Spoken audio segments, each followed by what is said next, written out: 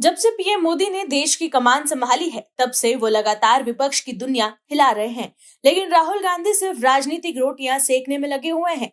लेकिन देश के लोग राहुल गांधी का साथ नहीं दे रहे। लगातार चुनाव में कांग्रेस की करारी हार हो रही है। राहुल गांधी का वोट चोरी के आरोप पर भी किसी को भरोसा नहीं हुआ और उनका ये मुद्दा भी बिहार चुनाव में फुस हो गया। वहीं नेपाल में हुए जेनजी प्रोटेस्ट के बाद राहुल गांधी देश के जेनजी को अपने पाले में करने की कोशिश कर रहे थे।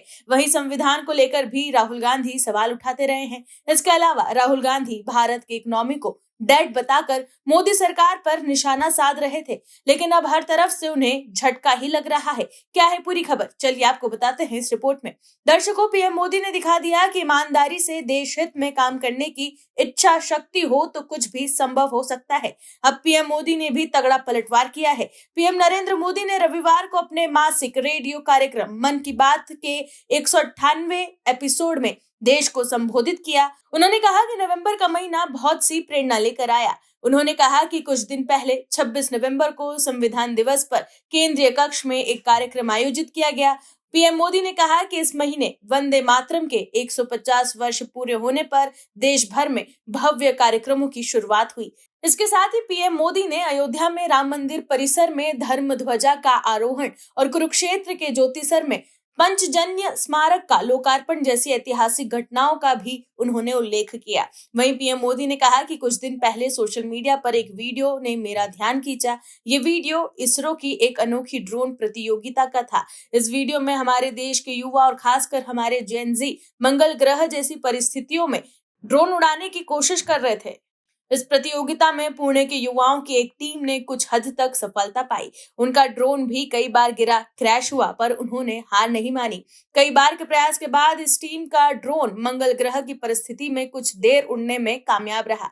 उन्होंने कहा कि युवाओं और वैज्ञानिकों की मेहनत और लगन देखकर खुशी होती है। वहीं राहुल गांधी भारत के इकोनॉमी को डेड बता रहे थे, लेकिन भारत की विकास गाथा एक बार फिर वैश्विक मंच पर ध्वनि गर्जना कर रही है। जिस समय दुनिया की बड़ी अर्थव्यवस्थाएं धीमी पड़ने लगी, उसी समय भारत ने 2025-26 की दूसरी तिमाही यानी कि Q2 में 8.2% की रफ्तार से बढ़कर ये सिद्ध कर दिया कि उसकी आर्थिक नींव न केवल मजबूत है बल्कि निरंतर व्यापक होती जा रही है। यह सिर्फ एक आर्थिक आंकड़ा नहीं, ये आत्मविश्वास, स्थिरता और सुधारवादी नीतियों की सफलता का परिणाम है।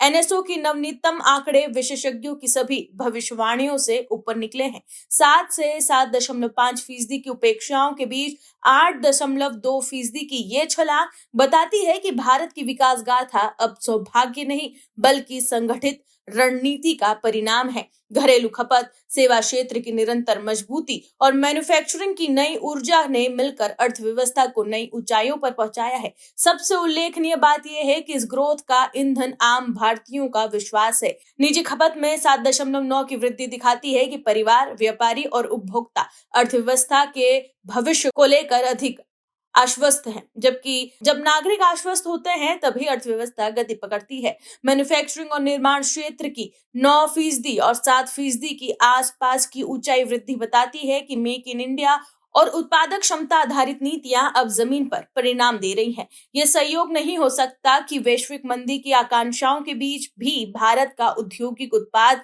मजबूत खड़ा है। ये उसी आत्मनिर्भर दृष्टि की पराकाष्ठा है जिसे पिछले कुछ वर्षों में लगातार दिशा दी गई।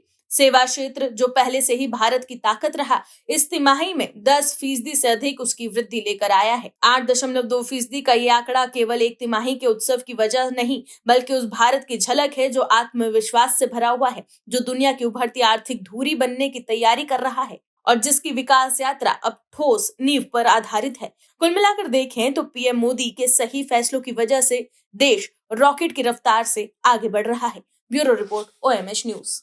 आप दर्शकों से विनम्र निवेदन है कि चैनल को सब्सक्राइब जरूर करें